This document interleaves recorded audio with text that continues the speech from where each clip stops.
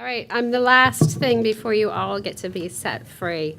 So I wanted just to thank everyone for what has been an incredibly insightful and exciting forum. AARP is pleased to have partnered with our friends at the National Academy of Social Insurance, which I am a member of the Academy, on today's program. As Jason said earlier, this was really an opportunity to discuss the nuances of the program and where it can be improved. And too rarely we actually get to do that. Somebody called today's event my brainchild. And I think this grew out of years of frustration that the Social Security debate has been stuck in the 1980s. If you think about the Lego pieces that every single commission that Peter had put up have put together, they're pretty much the same blocks. NACI has put out reports, AARP has put out reports, my former committee in the Senate has put out reports with the same 10 to 15 different ways to address solvency and adequacy. And I had a conversation with Melissa and Rich, and we were just so frustrated because all of these ideas were suboptimal. And one of the things that we hoped would be accomplished is that we would bring some fresh life into this discussion, that the range of options were greater than the Lego set that we had been given and been working on so long. And so that's why when we heard today from the AARP Innovation Challenge authors, they shared a really wide range of perspectives as well as policy solutions that go beyond today's program and really speak to the trends affecting adequacy for older adults today and in the future.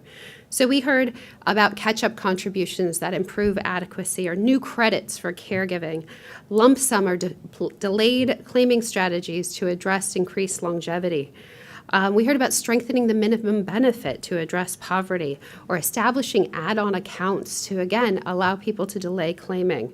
And then there's my personal favorite, which I'm sure is true for the rest of the room, which is the adding pre-retirement education credits as ability to take your Social Security. I also wanted to make sure that you all saw in your packets, and if you didn't get them on the way in, summaries of each of these proposals. Many of us were constrained by the amount of time that we had to talk today. These are the summaries. There will be longer sets of papers that will be issued, but I think these present a pretty good summary of both the key parts of the analysis that we had, as well as the ideas. I also want to compliment that there were additional proposals not part of AARP's Innovation Challenge today, presented by Ken Couch and the Social Security colleagues, including Professor Emeritus Howard Imes, formerly of SSA, Ken Buffin's proposal that you just heard, and Peter Diamond's proposal were additional proposals that I think NACI richly added to today's debate. Many of the solutions didn't solve the whole solvency problem, and that's okay, but because they added new Legos to our sets, right? We got some really interesting ideas, and they solved very specific problems. And then I want to say this again, and even though our press people are gone, AARP is not endorsing any of these specific ideas as our platform going forward. Not even my idea, not even Gary's idea, even though we work there.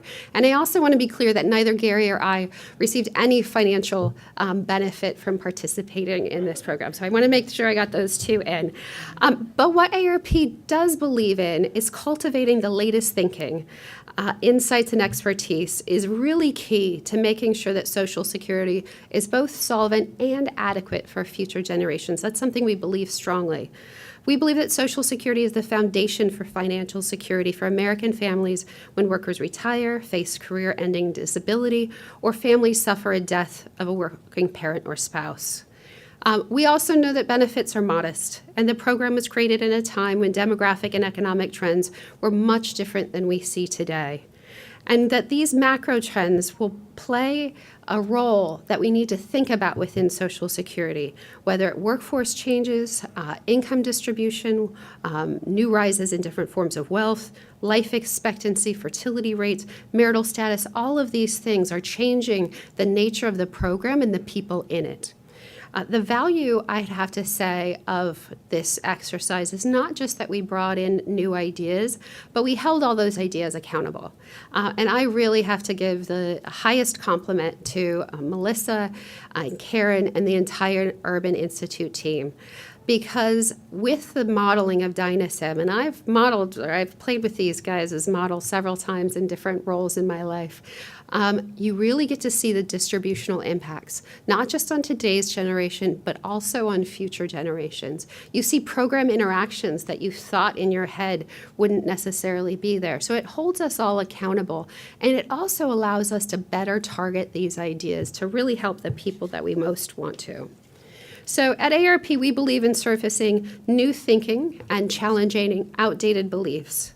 We believe in engaging provocative thinkers from a wide range of perspectives, which you saw on the stage today.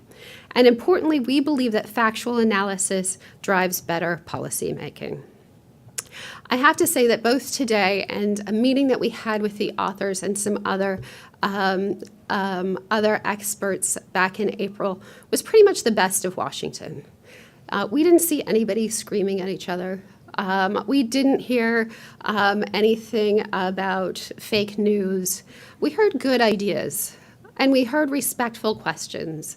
We heard real questions and real responses to those.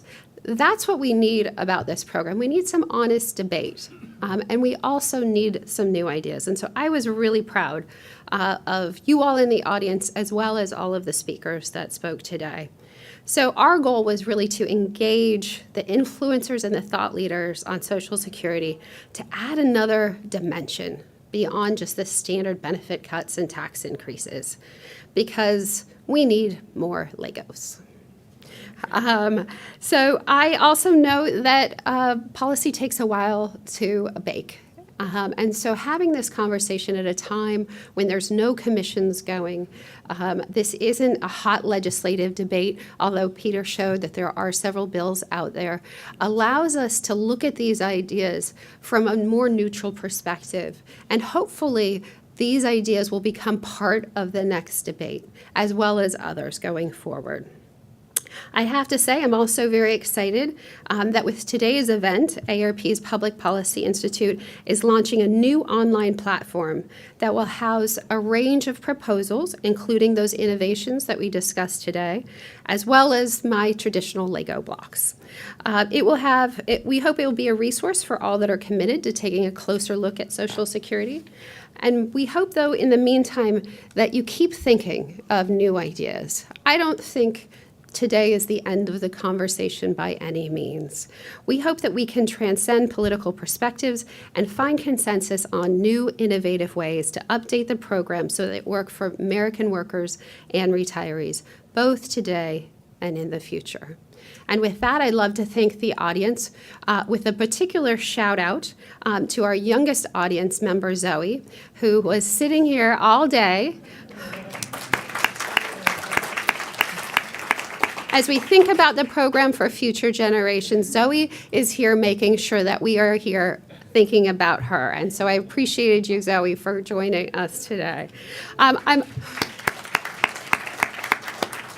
I'm also humbled by the number of expertise in the room. Many of the people that I've learned from over the years were here listening all day and asking great questions, so I appreciated that, as well as our listeners online. Again, this was live streamed thanks to NACI, and lots of people were watching that couldn't actually be here in the room. But I was impressed at how many of you stayed to the end of the day and what a packed room that we had all along. I really need to thank the participants as well as the co-authors who weren't here. Many of you traveled long distance. You thought about your idea, you thought about your presentation, and I think it was a great, lively discussion, again, that we don't often see enough here in Washington. I'd like to thank the Academy. I've always wanted to say that, Bill. Especially Bill, Ben, and Elliot, and all of the folks at NACI who helped pull today together. And then most of all, I'd like to thank my team at AARP who contributed to making today ways possible. So if you could wave, Gary, Joel, Jim, Christina, Ramsey, and Kim, and everybody give them applause. This team has put countless of hours into making this right and making sure that all of these pieces came together. And I'm so proud that this important event, as well as all of the ideas, as well as our website, are all the product of this brainchild. So couldn't have done it myself, and these guys have done an amazing amount of work. So with that, I thank you all and hope you have a great rest of the day.